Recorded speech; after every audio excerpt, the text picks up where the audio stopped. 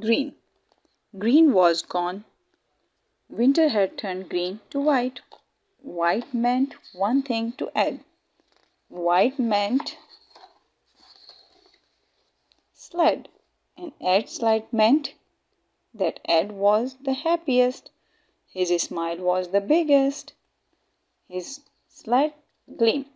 His sled was fast. It would stop his friends in their tracks. Ed froze. Purple, orange, yellow, and red flashed past, new and shiny, sleek and fast. Suddenly, Ed's sled seemed old and dull and slow. His smile slid into the snow. Ed trudged back to his shed.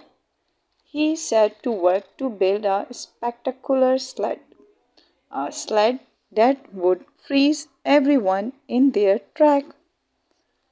Through bitter days and nights, stayed in his shed.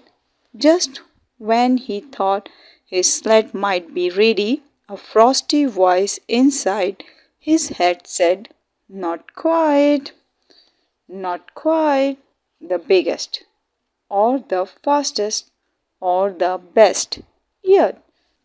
Through ice and sleet and wind, he toiled on. Ed turned numb. He longed.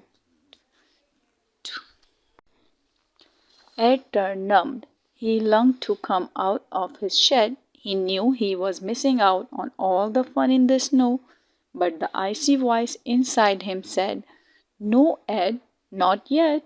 Ed's friends missed him. They called, "Ed!" But Ed did not hear them. He did not see them. He saw only his sled. The days grew longer, the sun shone stronger, the air wept warmer. At last, Ed's spectacular sled was ready to go.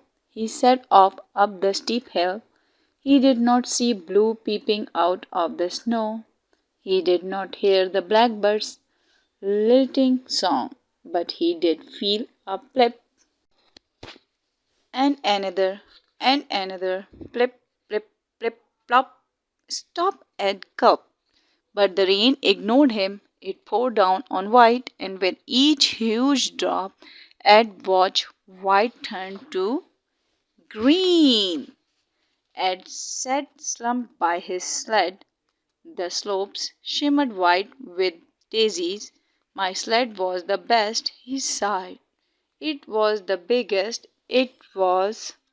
Just then a tring rang in Ed's ear. He heard his friend shout, "Ed!" Purple, orange, yellow, and red sparkled in the sun. The wheel began to turn. The warmth of spring sped in. It melted Ed's heart. His smile lit up the valley below.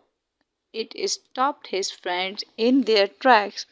"Where have you been, Ed? We have missed you." Ed looked at his sled. "I have been in my shed."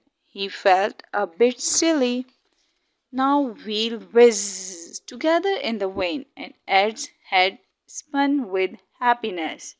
His smile was the biggest, his laughter was the loudest. "Ed is the best," sang his friend. Green spilled through the grass, and the trees all spring and all summer long. Ed thought about his sled. He laughed, and when he heard the rumble of wheels in the valley, and felt a will of joy in his heart, he knew anything can turn around. The end. Good night. See you tomorrow with a new story. Bye bye.